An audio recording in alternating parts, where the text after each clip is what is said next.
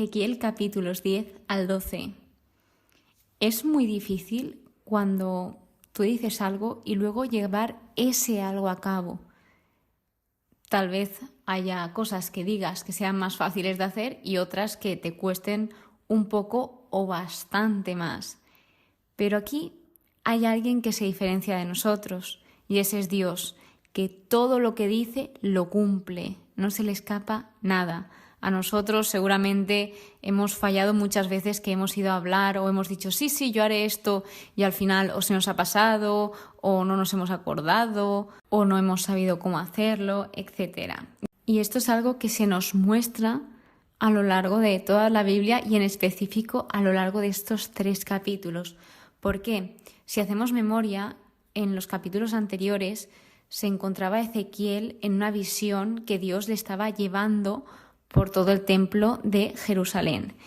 Y lo que sucedía era que estaban cometiendo cosas horribles, estaban cometiendo abominaciones, estaban idolatrando a ídolos, todo lo peor que podían hacer lo estaban haciendo. Entonces, Dios lo que deja claro aquí al pueblo y les advierte en todo momento es que va a hacer justicia y esto se va a cumplir, pase lo que pase.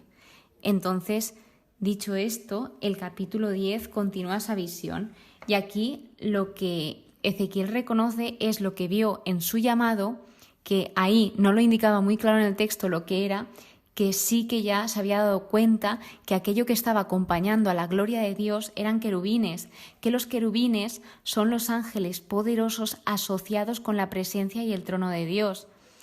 Son como guardianes o asistentes de esta representación visible de la gloria de Dios, para poner un poco más en contexto. Por lo tanto, pues habla sobre estos querubines, sus aspectos, que tenían una actividad y un movimiento constantes, que eran libres, sin caos, no había desorden, que ellos se movían conforme el Espíritu les indicaba. Entonces se veía cómo estaban conectados íntimamente.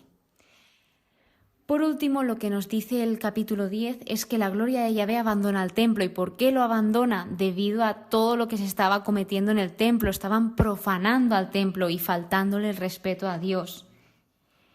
El capítulo 11 continúa hablando de los pecados de Jerusalén y aquí el Espíritu sigue llevando a Ezequiel por esta visión y dice que lo eleva y lo condujo al pórtico oriental del templo de Yahvé. Aquí vio a esos 25 hombres que en los anteriores capítulos decía que estaban adorando al sol y de ellos nombra a 2, que son Hazanías y Pelatías, que eran los jefes del pueblo.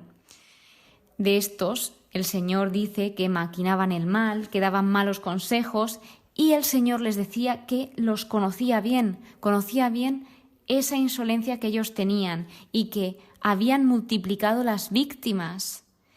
Entonces, lo que sucede aquí, aparte de que Pelatías muere mientras Ezequiel estaba profetizando todo esto, es que se habla de la imagen de una olla y de la carne. La carne simboliza a las víctimas del pueblo de Dios y la olla a Jerusalén. Entonces, si la carne está en la olla, es como que protege. La olla es esa barrera que protege a la carne del fuego que iba a venir, que es ese juicio.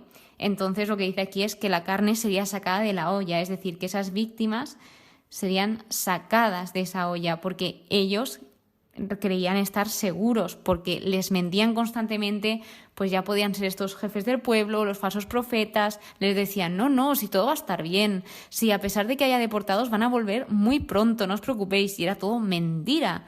Cada vez se avecinaban cosas peores. Entonces el papel de Ezequiel y de todos los profetas era mostrar lo que era verdad, desmentirles todas esas mentiras que les estaban haciendo creer.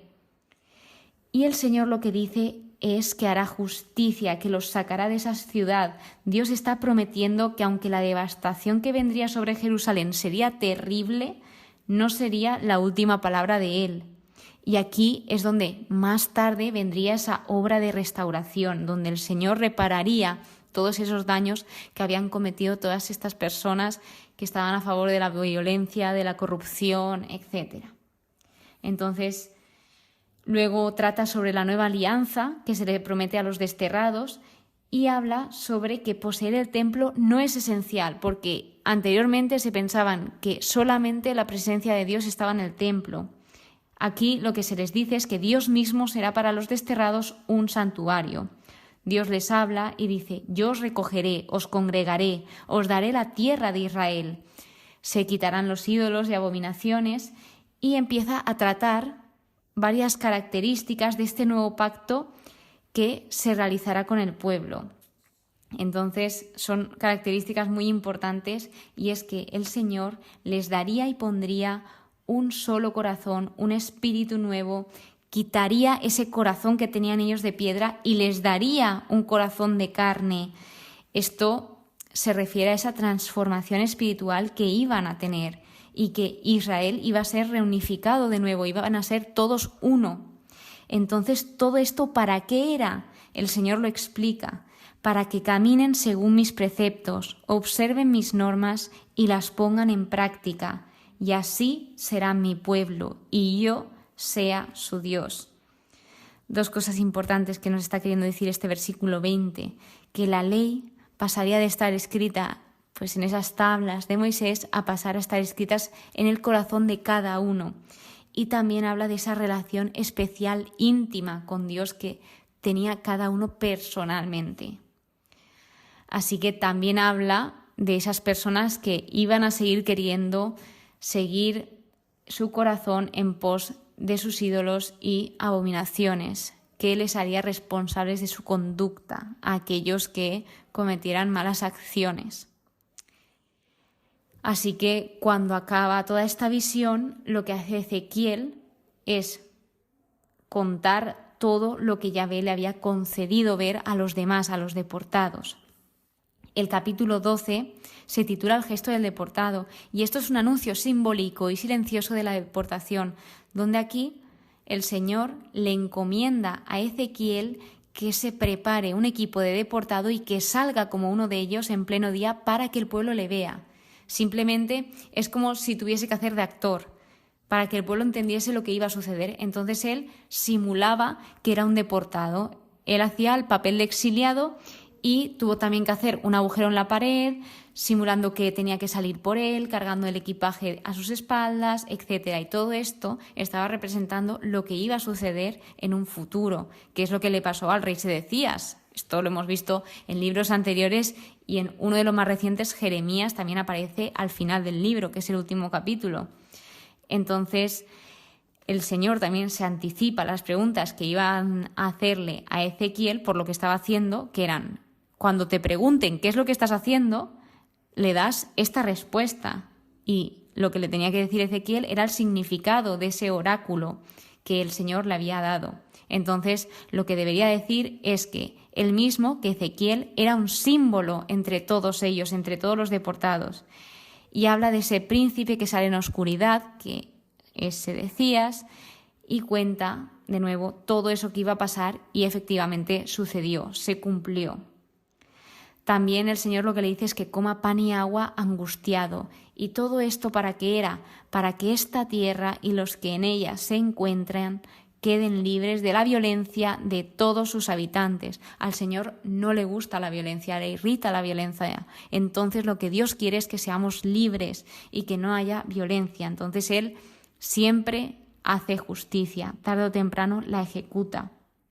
Así que Ezequiel vemos como es un ejemplo de obediencia y de valiente, de persona valiente, ya que estaba comunicando todas esas advertencias que Dios le daba, que no era nada fácil comunicar esto, porque esto a muchas personas no les sentaba bien. Aunque en el versículo 2 vemos que el Señor le dice que él vivía en medio de una casa rebelde, y que esa casa rebelde, que era el pueblo de Dios, el pueblo de Israel, tenía ojos para ver, pero no veía, y oídos para oír, pero tampoco oían. Entonces, pues a lo mejor hay algunos que sí que se lo toman más a pecho, pero si nos dice esto quiere decir que no le hicieron mucho caso, que les entró por un oído y les salió por el otro, vaya.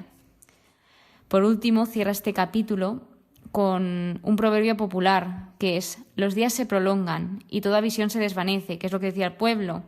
¿Qué quiere decir la primera parte? Que ellos se pensaban que las cosas iban a continuar como antes, y la segunda parte habla de esa visión que pues ve esas fatalidades que nunca se cumplirían. Pero esto era mentira. El Señor dice, esto no lo van a volver a decir, sino que esto sí que va a suceder. Están pensando, están muy seguros, pero el juicio tiene que venir, a pesar de que les hayan mentido tanto. Así que la conclusión que nos da es, ya no habrá más dilación para ninguna de mis palabras. Lo que yo hablo es una palabra que se cumple, oráculo del Señor Yahvé. Y así es Dios, que todo lo que Él dice se cumple, se ejecuta. Ojalá aprendamos de este gran ejemplo y sepamos, pues por lo menos si decimos algo, cumplirlo, llevarlo a cabo, ser coherentes con nuestras palabras y con nuestros actos. Muchísimas gracias por estar aquí, muchísimas gracias por escuchar este episodio. Espero que pases muy pero que muy buen día y que Dios te bendiga.